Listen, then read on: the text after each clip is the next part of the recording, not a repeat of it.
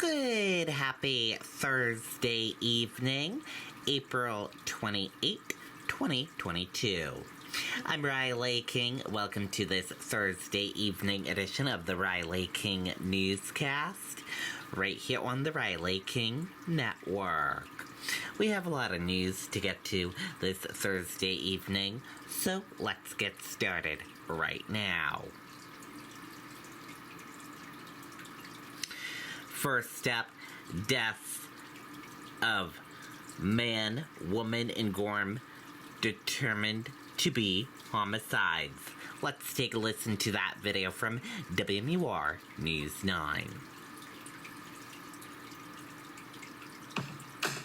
Now's the time to get a great deal on taking care of your property. You need the #1 rated reliability.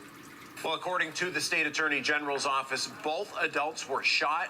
And again, this now is a homicide investigation.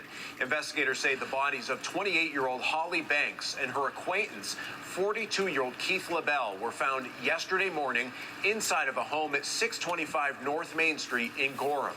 After the autopsies were done today, the AG's office says Banks died of a gunshot wound and LaBelle died of gunshot wounds. Banks lived at that address where their bodies were discovered. Now, it's not clear exactly what led up to the killings, and the circumstances remain under investigation. As we told you yesterday, the AG's office says a 911 call was not made, but police had information that led them to the home. So far, no arrests have been made. Reporting live in the newsroom, Mike Cronin, WMUR News 9. Okay, and there you go on that video and that report.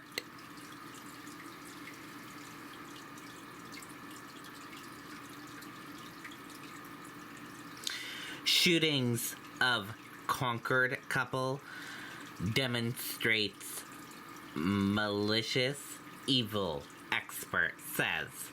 Let's take a listen to that video from WMUR News 9.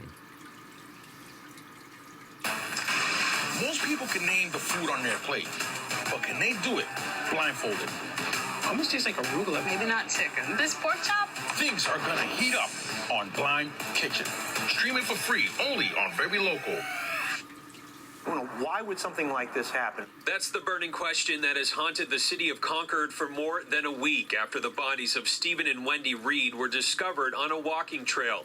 Officials say the couple was shot multiple times. Does raise your eyebrows. There's a lot of malice, and it's just a level of intent and evil there. No tip should be dismissed. Jeff Zarnick is the Associate Dean of Criminal Justice and Social Sciences at Southern New Hampshire University. He also served 23 years with the Manchester Police Department.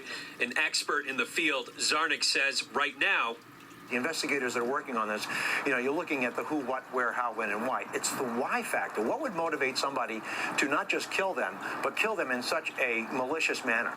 So New Hampshire historically is an extremely safe state. We have one of the lowest, if not the lowest, violent crime rates and homicide rates in the country. Jeff Strelzin, Associate Attorney General, says while the Reed's case is horrific and one that the AG's office takes seriously, it is unique.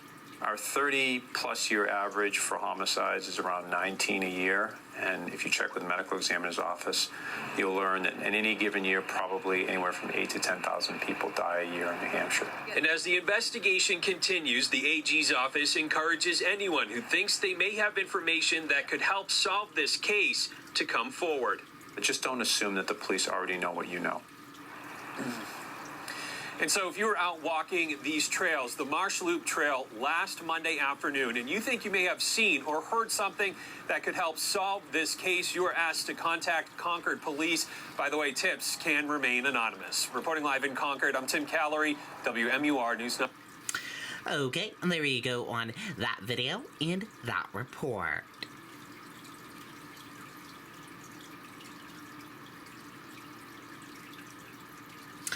Woman's body pulled from Merrimack River in Bow. Let's take a listen to that video from WMUR News 9.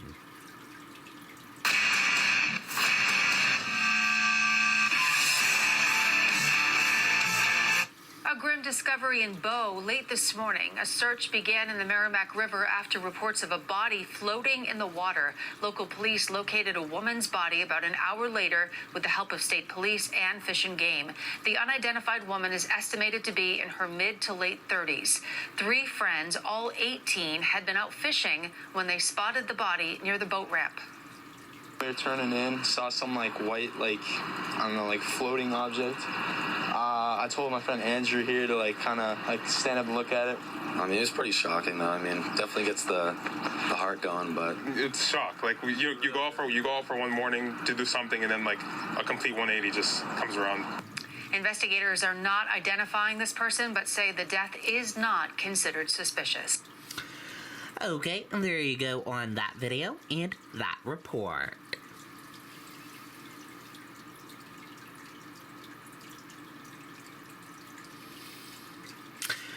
One more person dies of COVID-19 in New Hampshire. Let's take a listen to that video from WMUR News 9.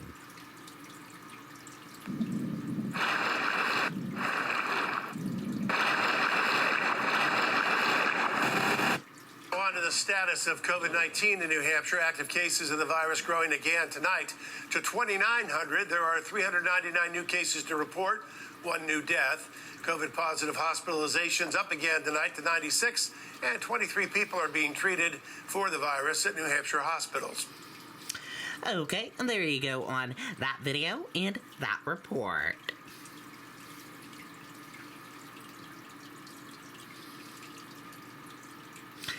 Car crashes into DOT truck painting lines on Route 101 in Auburn. Let's take a listen to that video from WMUR News 9. Now's the time to get a great deal on taking care of your property. You need the #1 rated The eastbound side of Route 101 in Auburn was shut down for about an hour around noon today after police say a Volkswagen driving in a lane closed for maintenance smashed into the rear of a DOT vehicle. The truck was part of a crew that was restriping the roadway and fortunately was outfitted with an attenuator in the back that may have saved lives. Some people commonly refer to it as a crash box, and what it does is absorb the impact if it is struck. And so in this case, it did its job. It absorbed the impact. The DOT driver, as well as the driver and passenger in the car that struck it, taken to the hospital with non-life-threatening injuries. This marks the 33rd time this year that a DOT crew or vehicle was struck by the driving public. And that doesn't even include contracted vehicles, like a street sweeper that was hit last week. Police say distraction may have contributed, but the accident remains under investigation. Please put down electronic devices, put away distractions. You know, we're all in this together, and we all have a responsibility to keep each other safe. In Auburn, Jennifer Crompton, WMUR News 9. Okay, there you go on that video and that report.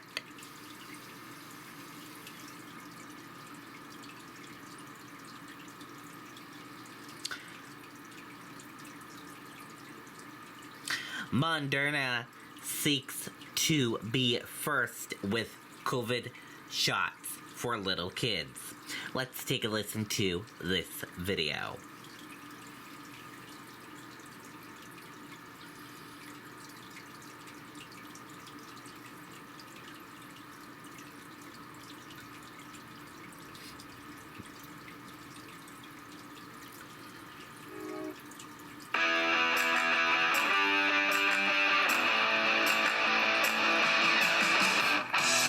A new weapon and soon possibly more ammunition to fight COVID-19 in young children. Pfizer asking the FDA to approve booster shots for 5 to 11-year-olds.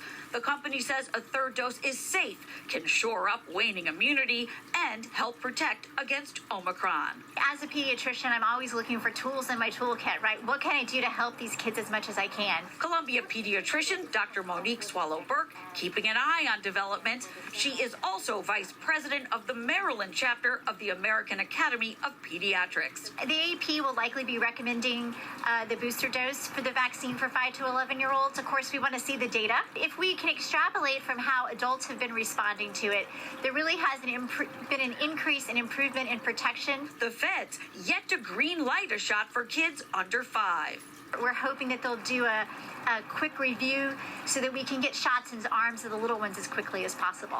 The FDA has approved the first COVID-19 treatment for little kids, remdesivir, authorized on Monday as an antiviral for children between 28 days and 12 years old. Remdesivir is a good drug, it's a safe drug. But once again, this is for children who are hospitalized, children who are at very, very high risk. So it's not going to be just like going to the pharmacy and picking this up and taking it. This week, the White House COVID-19 response coordinator said Moderna is expected to seek authorization in days for its vaccine for children under 5. He did not say how long the authorization process will take. In Columbia, I'm Kate Amara, WBAL, TV 11 News.